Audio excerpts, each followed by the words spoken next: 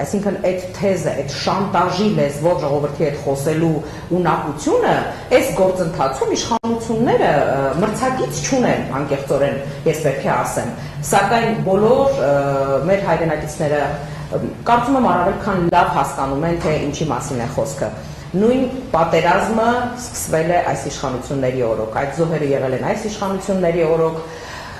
հազարավոր տղաներ հաշմանդամություն ստացել են այս իշխանությունների օրոք և Արցախը հանձնվել է այս իշխանությունների օրոք, մեր 120,000 հայրենակիցներ զրկվել են իրենց հայրենիքից այս իշխանությունների օրոք։ Պատերազմի իշխանությունը, պատերազմի կուսակցությունը, դա վստահաբար ընդդիմության ներկայացուցիչները չեն, այլ հենց իշխանություններն են։ Այս հարցի պատասխանը աներկբա է։ Ինչ վերաբերվում է արտաքին միջամտություններին կամ ազդեցություններին, վերաբերող ձեր հարցին, պետք է ասեմ, որ առ այս պահը միակ քաղաքական ուժը,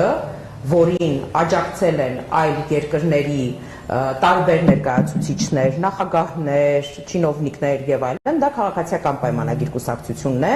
որին իրենց հաստատուն աջակցությունը պարբերաբար հայտնում են Թուրքիայի եւ Ադրբեջանի իշխանությունները։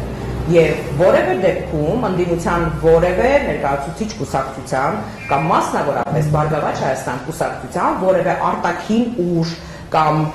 օտարերկրյա պետություն կամ նրա ներկայացուցիչ հանդիսացող չինովնիկ աջակցություն չի հայտնել։ Այս դեպքում հարցերի պատասխանները կարծում եմ առավել քան ակնհայտ են եւ մեր հայրենակիցները վստահաբար եւ հստակ կարող են գնահատականը տալ։ Արտաքին միջամտություն կա